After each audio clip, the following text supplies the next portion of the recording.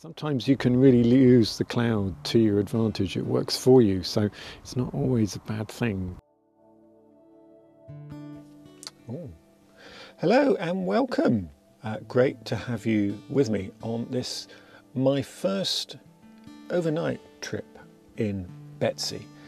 For those of you who haven't caught up with that yet, Betsy is my new, well not new, but new to me, camper van. And it's a Toyota Alphard, and so this is my first overnighter. I find myself near Corfe Castle in Dorset, and I plan a couple of days of photography, and well, we'll see what happens. There is a shot of Corfe Castle I'd quite like to grab at sunset from Corfe Common. Haven't tried that one before, so we'll see what the light and the weather are like. And then tomorrow night there is some possibility of some clear skies for a while, not the whole night, but there's some possibility. So in the meantime, I've got something really exciting to do. It's lunchtime, and I'm going to make myself a lovely brie and bacon, so some lovely little bacon rashers here, and some brie and some like cheesy top rolls as well.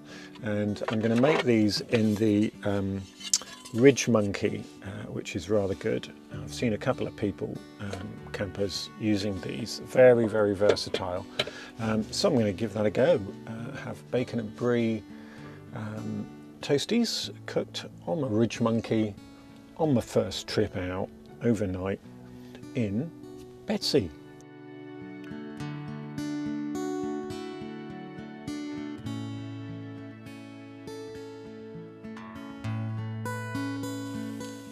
Oh, that looks rather good.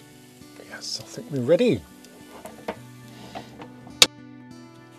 This is probably going to be quite hot. Let's dive in. Very good.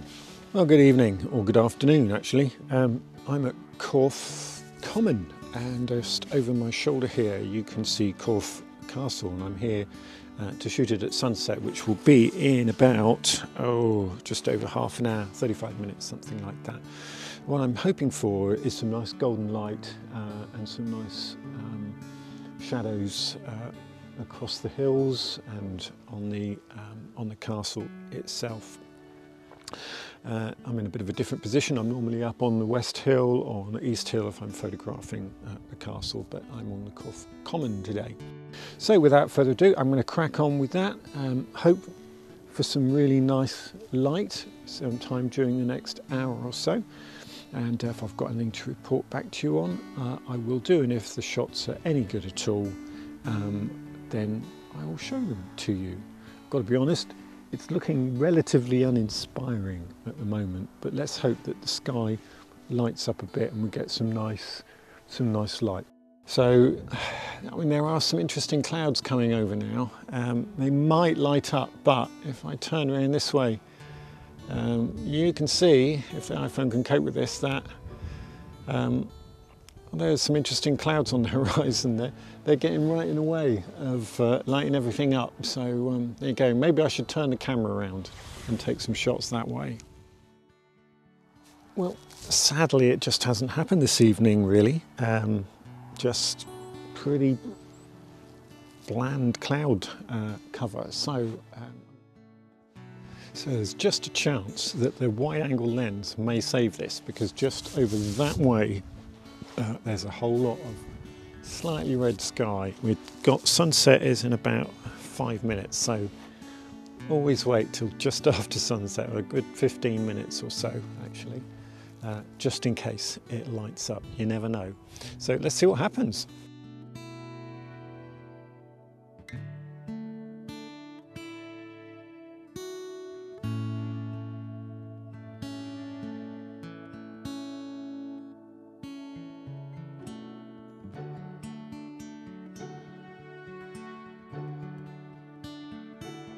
Well, I'm delighted to say that I've unexpectedly been able to come out and play because the stars have come out, which is excellent. So I'm on the East Hill above, or alongside, about the same height as Corfe Castle, and the Milky Way is pretty clear. We haven't got the galactic core, of course, because it's the wrong time of year for that, but nevertheless the Milky Way is pretty clear. It's visible just about with the naked eye as a smudge across the sky, which is just fantastic. So I'm just so pleased about that. Anyway, it's about 9:30 at night, and I decided just to start off with, just to keep it really simple. I'm just here, I've set up my Z6 Mark II in all of its sort of astronomic glory with the Lauer 15mm, and I've done a series of shots, just relatively straightforward, ISO 4000 at 15 seconds, and a completely brain gone ISO of 4000, 15 and 20 second shutter speeds, and then an aperture of f2.8, and that seems to be producing pretty good results actually.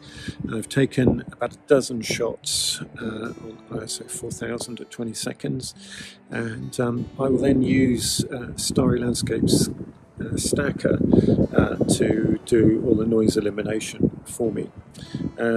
Now, what I'm now going to do, though, I'm going to get the tracker out, and hopefully I can see the North Star from here, get it all aligned up, and it'll be good fun seeing if I can get a really nice, clear, noise-free image of the night sky here.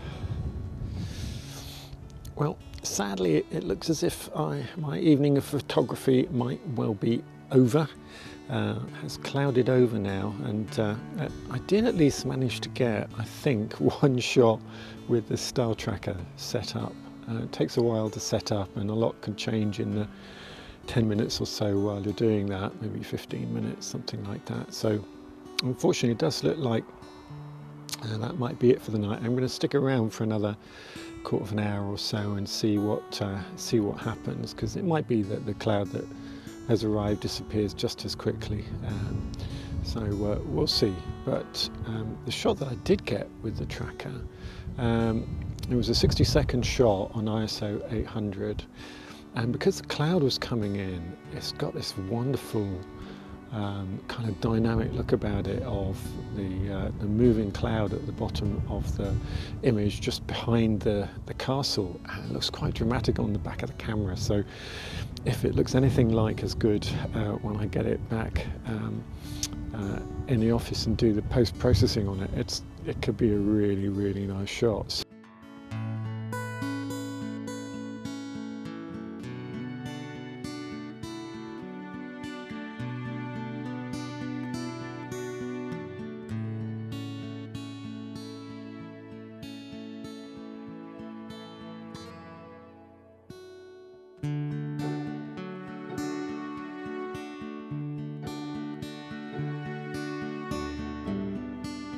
Well, sadly it has properly clouded over now, and so I'm going to pack up for the night. It's about 10:30. I've got one or two interesting shots in the bag. I'm sure there's something in there that I'm going to be pleased with this evening. So it was an unexpected bonus anyway, and I'm tired, and it's been a long day of photography and travelling, so I think it's time to just get all this stuff back together, get back to the van and bed down for the night, and then I'll catch up with you all again in the morning.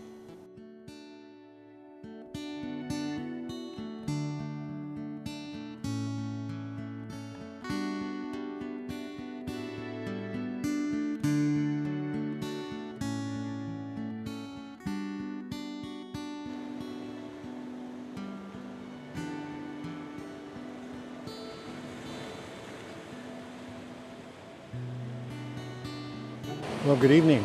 I'm at Wyn Spit on the Dorset coast, and well, there's some potential here, but I haven't got long. It's about half an hour, I think, till sunset. and I'm hoping to catch some nice wave action coming in with some of the breakers over here. Every so often there's a bit of a swell, and there's also some big waves crashing over the rocks here, so I think a long lens will be useful over there, and maybe a mid-range lens or a wide lens over here. So I haven't got long, so I'm going to crack on and get set up. Right, well, this is not a place to get caught out by the tide, so this is going to be short and sweet because the tide is coming in, and this place you really don't want to get stuck here. So a quick talk through this. I've got two setups. I've got my wide angle lens. I went for the 15mm. I just love this lens.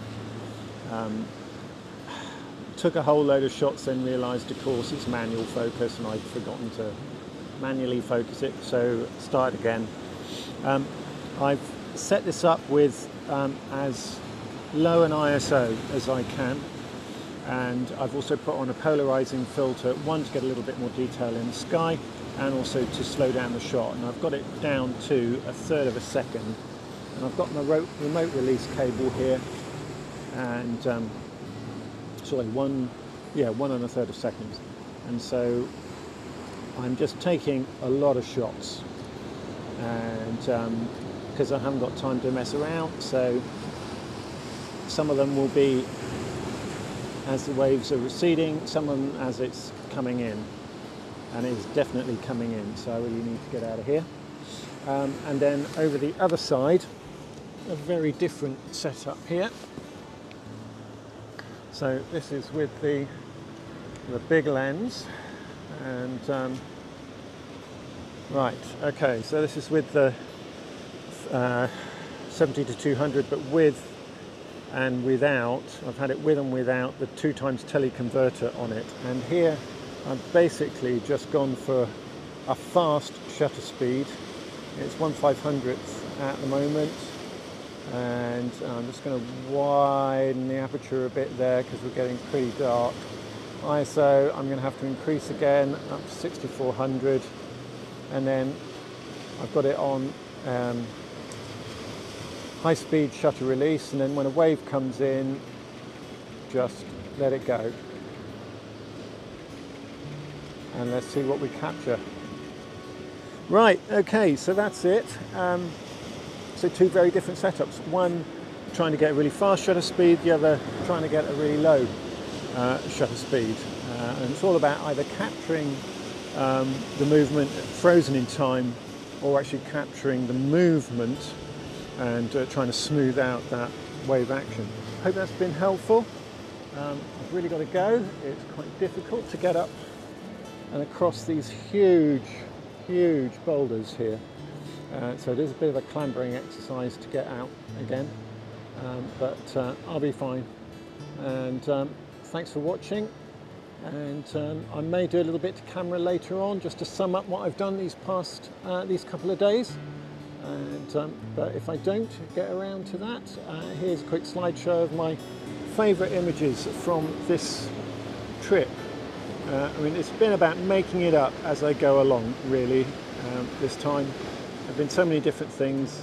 I haven't really had a satisfactory shoot of anything that I actually planned to do before I came down, but it's been productive nevertheless.